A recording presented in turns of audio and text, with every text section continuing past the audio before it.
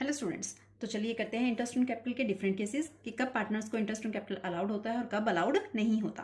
Case first, when partnership deed silent about interest on capital, कि जब partnership deed जो है इंटरेस्ट ऑन कैपिटल के लिए साइलेंट है, यानी कि पार्टनरशिप डीड में बोला ही नहीं गया इंटरेस्ट ऑन कैपिटल के लिए, तो हम नहीं देंगे, not allowed.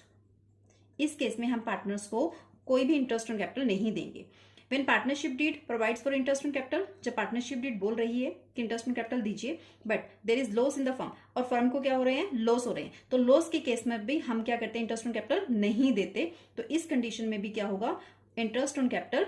Not allowed.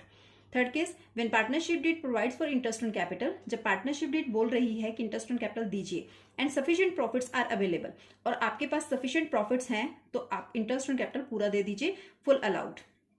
Fourth case, when partnership deed provides for interest on capital but sufficient profits are not available, partnership deed ने बोला है कि इंटरेस्ट ऑन कैपिटल दीजिए बट फर्म के पास सफिशिएंट प्रॉफिट नहीं है, तो अलाउड तो होगा, इंटरेस्ट ऑन कैपिटल पार्टनर्स को दिया जाएगा, बट कहां तक दिया जाएगा, up to the limit of profit. ठीक है, अप टू द प्रॉफिट, हम सिर्फ जहां तक प्रॉफिट है हमारे पास उतने तक हम इंटरेस्ट ऑन कैपिटल देंगे। और कौन सी रेशो में देंगे,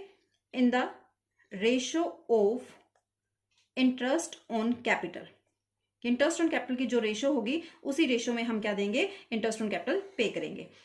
fifth case, when the partnership deed provides for treating interest as a charge, अगर ये बोला गया है कि अपने इंटरेस्ट ऑन कैपिटल को क्या मानना है, चार्ज मानना है, तो इस कंडीशन में भी हम इंटरेस्ट ऑन कैपिटल क्या करेंगे, फुल अलाउड करेंगे। पर कौन से अकाउंट में लिखा जाएगा, ये जो केस है ये प्रॉफिट एंड लॉस अकाउंट में जाएगा, तो इस कंडीशन में इंटरेस्ट ऑन कैपिटल पूरा दिया जाएगा, किस अकाउंट में, प्रॉफिट एंड लॉस अकाउंट में।